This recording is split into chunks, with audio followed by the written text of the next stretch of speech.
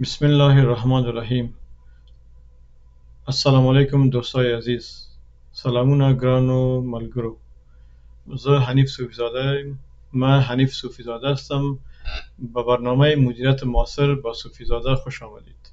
این چینل یا کانال یوتیوب به خاطر ایجاد شده که ما در آن بررسی کنیم که چگونه ما میتوانیم زندگی انسانها، سازمانها و حتی ملتها را تغییر دهیم. به خاطر زی این چینل ایجاد شده تا ما بتانیم که بهتر مفاهیم و بحثایی که فعلا در عرصه مدیریت است او را بدانیم و بفهمیم و بالای او عمل کنیم. خود چرا به این چینل نیاز دیده شد؟ قسمی که شما میفهمیم در افغانستان ما ماشاءالله بسیار کادرهای قوی داریم، چی دکتر است، انجینر است، البته استاد است، کارمندای دولتی است، خصوصی است، تجار پیشه هستند، زارعین هستند. در هر رسته که میبینی افراد است و این افراد به چی نیاز داره؟ به مدیریت نیاز داره، به که خودشان چه قسم زندگی خودم مدیریت کنن، عرصه کاری خود چطور مدیریت کنن و البته ارگان هایی که در ارگان هایی که کار میکنن اونها را چه قسم مدیریت کنن. به خاطر زی این مهم است که ما مفاهیم مدیریت را بفهمیم و بالای او بحث کنیم. چیزی که کم دیده می شود او البته در جامعه ما فعلا او مسائل مدیریت است که بالای زی زیاد مردم بحث نمیکنه. ما میریم به سلایدهای خود در چه قسمه که در سلایدهای دیده میشه. این برنامه ما کتابای مختلف تحت مطالعه قرار میدم. دی برنامه که به مختلف کتابون لولم، هر 2 هفته بعد به یک کتاب دارم. در هر 2 هفته یک کتاب تحت مطالعه قرار میدم که بعد به شما اون فشرده شه و مفاهیمش که رو به شما شریک میسازم. خب مدیریت باید بگیم که تنها یک حرفه نیست، بلکه برای هر کسی است که میخواهد در زندگیش نظم، هدف و جهت ایجاد شود. در دنیای امروزی که ما میبینیم که بسیار پر از پیچیدگی است، رقابت است، دگرگونی است، مدیریت نه تنها یک مهارت است بلکه یک ضرورت مبرم است. در این برنامه با هم یاد میگیریم که چگونه مفاهیم مدیریت را از کتاب ها و نظریه ها بیرون بیاوریم و در زندگی واقعی، در کاروبار خود، در زندگی خود و در جامعه خود چه قسم را تطبیق کنیم. خب قبل از این که به جزئیات برنامه برم، اجازه دهید که خود را به شما معرفی کنم. دین مخکې چې نور د جزئیات ته لاړ شم، غواړم چې ځان تاسو ته لږ معرفي کړم. زما نوم حنیف صوفی زاده دی، دا مې عکس دی البته، او من لیسانس خود در اداره عامه و اقتصاد از پانتون عثمانیه یونیورسیتی از هندوستان گرفتیم. ماستری اول خود در رشته اداره عامه از پانتون کرنل نیویورک گرفتیم که از طریق فولبرایت از افغانستان به امریکا آمده بودم و ماستری دوم هم در اقتصاد گرفتیم که او هم اقتصاد تجارتی بود البته از پانتون نبراسکا و ماها، و همچنان دیپلم 1 ساله دارم در مدیریت پروژه ها که از کالج متروپولیتن کمیونیتی کالج که در ماها واقع است از اونجا گرفتیم. تجربه کاری ما در دوائر مختلف کار کردیم. 7 سال در ملل متحد کار کردیم و 3 سال در پروژه های بانک جهانی کار کردیم و البته بیش از 4 سال در دوائر دولتی و غیر انتفاعی در افغانستان کار کردیم و بیشتر از 7 سال در ادارات خصوصی و دولتی ایالات متحده کار کردیم که فعلا هم در دولت امریکا ایفای وظیفه میکنیم. خب بیایی که پس بریم بالای اهمیت مدیریت صحبت کنیم و دیگه جزئیات خود برنامه را براتون در چند سلاید بعدا میتونم، ولی بیا که از اینکه بفهمیم که چرا مدیریت مهم است، چرا باید یاد بگیریم.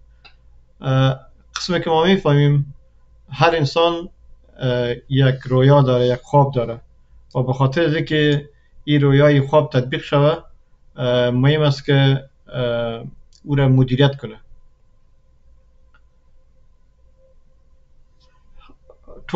ټول سره یو خوب دی، یو ایډیا دی، خو د ایډیا څنګه په عمل تبدیل کی دې ته مدیریت پکار دی. هر خوب یو لاره ته اړتیا لري، یو جهت ته اړتیا لري. دغه تګلاره چې دی دا مدیریت ورته ټاکي چې څنګه وکړي چې دا څنګه وکړي دا د مدیریت کار دی. نو دغه باید موږ زده کړو چې څنګه وکړو هغه کار.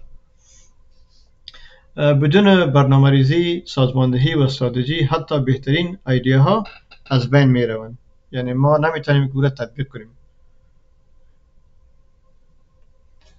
مثل که یکی از پیتر دراکر که یکی از نویسنده‌است که کتابش هم می‌خوانیم، او گفته که برنامه‌ها فقط نیت‌های خوبند. ما یک نیت خوب نیت است، مگر این که فوراً به عمل تبدیل شود. اگر ما او را به عمل تبدیل کرده نتوانیم، او این قسم فقط یک قصد و یک نیت میمونه، نه یک عمل تبدیل نمیشه. اگر مدیران میتونه که این را به عمل بپیوسته و این را موثرتر بسازه.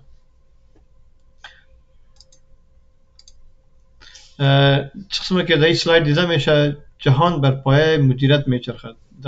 در دنیا چه دی مدیریت باندې استوار دی، دی باندې چرخیږي. البته څنګه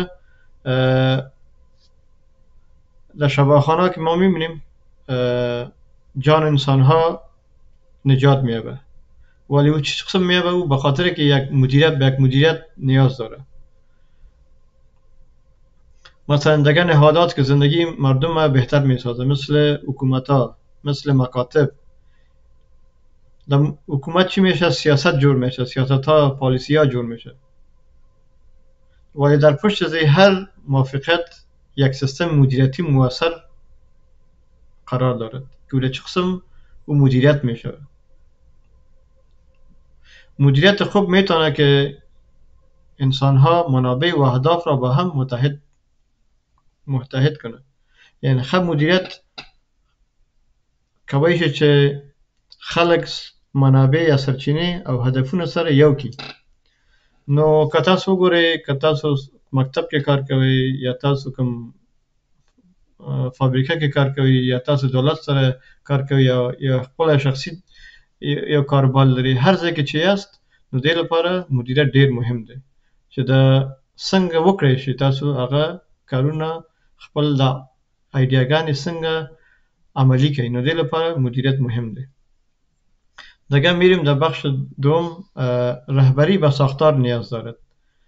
چی مانا؟ که رهبری کس و احساس و الهام است که انسپیریشن میگیم. یک رهبر به مردم خود یک احساس میده، یک الهام میده، ولی این رهبر جمع ساختار چی است؟ مدیریت است. مدیریت ساختار و نظم است. البته که دوش یک جمع میشه، این مساوی به یک نتیجه میشه. این ترکیب هر دو به یک پیشرفت میشه که منجر به یک پیشرفت میشه که او یک نتیجه ملموس میباشه. خب در مدیریت ما میتونیم که دگاه رو چه قسم تشویق کنیم، حل مناظر چه قسم تطبیق کنیم، چه قسم یک تیم قوی بسازیم و چه قسم ما بتونیم که یک خوب تصمیم بگیریم. من کولی شي چې یو ښه تصمیم ونیسو، یو خلک ښه تشویق کړو او دا څنګه شخړې چې دي دا شخړې حل کړو. دا ټول د ښه مدیریت له لارې نه کیږي. نو که تاسو رهبر یاست، تاسو نورو ته یو الهام ورکوئ او نو هغه جمع یو ښه ساختار شي کوي چې تاسو ته یو ښه مدیریت، چې تاسو ته یو ښه پریکړه راوړي، یو ښه نتیجه ته درکوي. نو دې لپاره دا ډېر مهم دی چې موږ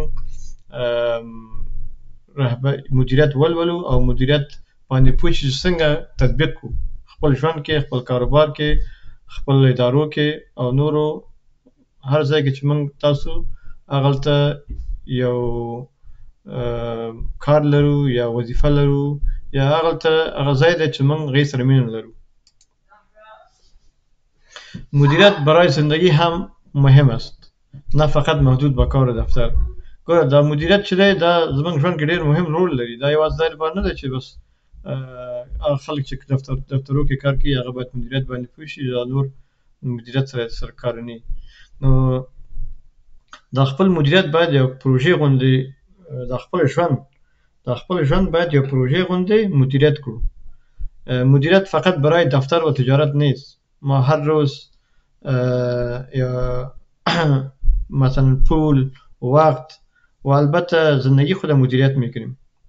ولی چه قسم بهتر مدیریت کنیم که موثرتر باشه، این را باید ما یاد بگیریم. مثلا مدیریت به ما یاد میده که مشکلات چه قسم سریعتر حل کنیم و زندگی خود را چه قسم موثرتر بسازیم. دیگه به این خاطر اهمیت مدیریت زیاد است که انشالله که ما سرزی بحث خواهی کنیم که چه قسم مدیریت مفاهیمش یاد بگیریم و چه قسم را تطبیق کنیم.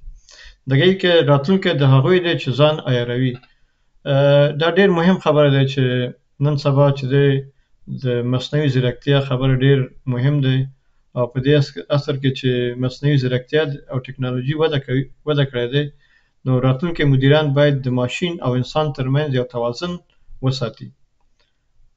نو که تاسو دې باندې پوه شئ چې څنګه وکړای شئ چې د مصنوعي ځیرکتیا نه ښه کار واخلئ یا ښه وکاروئ، نو دا تاسو د ښه مدیریت نمایندګي کوي. نو دې لپاره مهم دی چې یو انسان هر څوک چې یو مدیر هر ځای کې چې کار کوي په دې باندې پوه شي چې د مصنوعي ځیرکتیا نه څنګه کار واخلي. دا بل چې دی مهم دی ډیټا یا چې موږ ورته ارقام وایو، دا موږ ته څه ښیي؟ موږ ته زموږ دا مسیر راښیي، موږ ته زموږ دا لاره موږ ته ښیي. خو الهام یوازینی شی دی چې انسان هغه نورو ته ورکوي چې هغه تطبیق کړي. خو فرض وکړه ته یو ځای کې کار کوې، ته نورو ته وایې چې ته نورو ته یو الهام ورکوې، یو جرأت ورکوې، ورته یو کار ورته ښیې، نو دا بیا هغه څه کوي؟ هغه دا ډیټا جمعوي، هغه ډیټا له کبله نه هغه کار مخکې وړي. راتلونکی مدیر به د مصنوعي ځیرکتیا او انساني درک یو ځای کاروي. نو دا دواړه به څنګه یو ځای وکاروي؟ نو دا ټول د دې لپاره دی چې یو ښه مدیر اوسي. نو دې لپاره باید موږ مدیریت زده کړو. نو همچنان ساختن رهبران آینده، این مدیریت به ما این را یاد میده که ما چه قسم در رهبرای آینده را بسازیم. مثلا بیاموزیم، رهبری کنیم و الهام ببخشیم. یک رهبر باید همیشه بیاموزه، همیشه در صدد زی باشه که چیزای نو بیاموزه، رهبری بهتر بکنه و به دیگاه الهام ببخشه. مثل که میبینی در این شکل یا در این تصویر البته داود خان است که یک رهبر خوب بود و الهام میبخشید و به مردم راهنمایی میکرد و مردم الهام میداد. دستور، نه فقط دستور که شما چی کارا رو بکنید، بلکه یک ویژن، یک دید برشان ترسیم کرده بود که ما او دید زور عالی هم باز مردم در ادارات دولتی از او کار میگیره. مدیریت شما را برای رهبری با اخلاق، تفکر انتقادی و نوآوری آماده میسازد. تفکر انتقادی یعنی کریتیکال تینکینگ، یعنی هر مسائل از ابعاد مختلف شما میبینی. یعنی این به شما کمک میکنه که چیز تبعیضاتی که داره، تبعیضات داخلی، او را بیرون بانی و تصامیمی که میگیری همیشه تصمیمای بر مبنای دیتا بگیری و بر مبنای حقایق بگیری، چیزی که حقایق است. چی شاگرد باشید، چی کارمند دولتی و یا کارمند خصوصی و یا عضو یک جامعه باشید، مدیریت به شما توانایی ساختن چیز پایدار را میدهد که چه قسم شما چیز پایدار بسازی. این همه از بابت مدیریت است. دیگه سرزی زیاد بحث شد، بیایی که هم سرزی بحث کردیم که چرا چینل چرا به نیاز است مدیریت مؤثر سبب تیم‌های نیرومند، سازمان‌های پایدار و جامعه بهتر می‌شود. و این خاطر ترڅو خلک پوه شي چې مدیریت یوازې د دفترونو لپاره نه دی، بلکې د ژوند د ټولنې او د هیواد لپاره هم دی. د دې لپاره دا مهم دی چې تاسو مدیریت زده کړئ، او په دې کانال کې به ان شاء الله ټول مدیریت باندې خبرې کیږي، ځکه چې راتلونکي مشران وروزو او چې دوی وکړي چې یو عاقلانه پریکړې وکړي او نور ته هم الهام ورکړي. نو د دې لپاره دا کانال چې دی مدیریت معاصر با صوفی زاده د دې لپاره جوړ شوی دی چې دغه خلا چې دی دا ډک کړي. نو ان شاء الله چې زموږ چینل سره یو ځای شئ او د مسایل باندې به خبرې کوو. نو اوس راځم چې دا څنګه تطبیقیږي. هر 2 هفتې کې یو ځل یو کتاب لوستل کېږي او د هغه کتاب باندې به بحث کېږي. زه به دغه کتاب لولم، د هغې به هغه څه مهم ټکي چې دي هغه به راباسم او سلایډو کې به اچوم، هغې باندې به بحث کوو. هو د دې هدف دا دی چې البته موږ کم مسایل باندې پوه شو، د مدیریت مسایل باندې پوه شو، چې زوړ مسایل یا چې نوی مسایل ټول باندې باید موږ زموږ سر باندې خلاص شی. هدف از این نشست‌ها درک عمیق مفاهیم مدیریتی و کاربرد آن در پروژه‌ها و سازمان‌های واقعی است. دیگه انشالله میریم به زمان خپل محالویش ته، میریم به تقسیم اوقات خود. چه قسمه که شما در این تقسیم اوقات میبینی، البته به 5 بخش تقسیم کردیم، به 5 مرحله. در مرحله اول اساسات مدیریت است. در این مرحله کل کتابایی که مربوط به اساسات مدیریت است، او کتابا رو ما تحت مطالعه قرار میدیم. ده که هغه کتابونه دي چې هغه د مدیریت بنسټ باندې دي. دې باندې غواړو چې دا پوه شو چې مدیریت څنګه رامنځته شو او ولې مهم دی. نو دغه کتابونه به هغې باندې کېږي. اول کتاب چې موږ لولو هغه به 14 د نوامبر باندې، د 16 نوامبر اولین کتاب میخوانیم که آقای پیتر درکر رو نوشته کرده که بسیار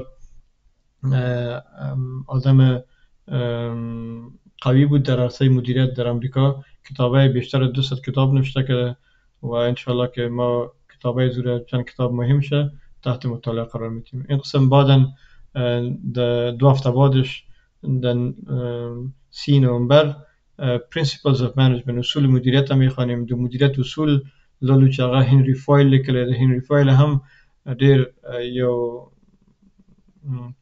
پرمختللی یا ډیر یو قوي مدیر و چې هغه البته مختلفو هغه کله چې امریکا دغې خواته تللو، د صنعت خواته تللو، نو د دې ډیر یو مهم رول و چې دا څنګه منیجمنت هغه البته مدیریت څنګه منځته راوړل چې څه باید وشي ادارو کې. این قسم میریم سر مدیریت علمی. دیگه کتابای مختلف که شما اینجا میبینید خود به شما بهتر معلوم میشه. این بخش اول ما که یا مرحله اول ما از 16 نوامبر شروع میشه تا 25 جنوری که دی ما کتابای قبلا گفتم کتابای را میخوانیم که او دو تشریح میشه که مدیریت چگونه تکامل یافته و چرا اهمیت دارد. میریم به بخش دوم خود. البته در بخش دوم ما لیدرشپ است، رهبری است، انگیزه است و فرهنگ تیمی است. رهبری هڅونه او د ټیم کلتور دا بل ولو دی کې به دا لولو چې د خلکو مشرتابه او هڅونې درک، څنګه خلک وپېژنو، څنګه رهبر شو او څنګه نور وهڅوو یو کار لپاره. نو دې کې به خبرې کوو انشاءالله. دې کتابونه چې دي د افیکټیو اگزیکټیو چې دا هم پیټر درکر لیکلی دی، دا هم پیټر درکر نوشته کړی دی، مدیر مؤثر. Some the 7 habits of highly effective people, emotional intelligence, leaders eat last, drive drink، انگیزه، رهبران آخر غذا میخورن، مشران په پای کې خواړه خوري، او start with why، از چرا آغاز کنید، له ولې څخه پیل وکړئ. کله چې همیشه تاسو پوښتنې وکړئ. دا ډیر مهم دی چې دا کتابونه ولولو او ځان مدیریت باندې پوه کړو چې البته چې رهبري څنګه وکړو، خلکو سره څنګه معامله وکړو، البته څنګه یو مشرتابه شو او خلک څنګه وهڅوو یو کار لپاره. نو بیا په دریم برخه کې چې دی کیفیت باندې کار کوو. البته پرمختګ د کیفیت څنګه کیږي، دا لین چې ورته وایو، لین چټک فکر له لارې. لین دې لپاره دی چې لین تhinking، یعنی د ضایعاتو نه څنګه جلوګیري وکړو، څنګه ضایعات د منځ نه ویسو په خپل کاروبار کې، لکه هغه وخت ضایع نشي، منابع ضایع نشي په اداراتو کې. البته زمونږ ترانسپورټي سیستم کې وخت ضایع نشي. البته نو دا ټول هغه مسایل دي چې دې باندې به فکر کوو. د ټویټ هاوې باندې به کار کوو، یعنی د ټویټا طریقه ټویټا څنګه مدیریت کوي د سکس سیګما او لین منیجمنت نه ډیر کار اخلي دغه شان باید موږ زده کړو د سکس سیګما چې د کوالټي لپاره دی تاسو ګورئ چې د ځینې د غټ غټ فابریکې چې دي دا شیان چې جوړوي د دې کوالټي ډیر جګي لکه اپل آیفون ته وګوره څومره غټ هغه کوالټي لري دا ټول له سکس سیګما نه استفاده کوي نو دا ان شاء الله سره ټول لري اجایل پروجیکټ منیجمنت بللو نو دا ټول مسایل به لولو نو دا څلورم مرحله کې به دې باندې کار کوو چې استراتژی نوآوری و آینده کار سازی بحث میکنیم که استراتژی چه قسم است در کار چه قسم باید یک اینویشن یک نوآوری بیاییم همیشه باید پیش نوآوری بگردیم و مسائل نو به میان بیاریم در این بخش کتابا رو میخوانیم good to great از طرف از خوب تا عالی این قسم میبینی که کتاب دوم از Blue Ocean Strategy استراتژی اقیانوس آبی اندازه‌گیری چیزهایی که مهمن measure what matters این بسیار مهم است که با بفهمیم کتابا را در مسائل د innovators dilemma معضل نوآوری د نوښتګر ستونزې انا کله چې دا کتاب لولو نه ډیر مهم کتابونه ډیر دلچسپ کتابونه دي چې ان شاء الله دا ټول لولو سره یو په یو دا په څلورم مرحله کې دي بیا هم وایم څلورم مرحله یا پړاو چې د استراتیژي باندې د نوښت باندې دی او د راتلونکي کار باندې چې د کار راتلونکي څنګه باید نو دا آخري برخه چې دی د مصنوعي هوش دیجیټل بدلون او د معلوماتو پر بنسټ باندې دی نو ترکیب هوش مصنوعی است اخلاق و خلاقیت انسان هاست در رهبری و به این است که رهبران چه قسم بتانه که تصامیم خود بر مبنای داده ها بگیرن و از دیجیتال و از ای آی چه قسم کار بگیرن یعنی از هوش مصنوعی چه قسم در مسائل مدیریت از استفاده کنن در این البته چند مسائل هست یکی چند کتاب هست که کتاب از مرحله پنجم است البته انسان جمع ماشین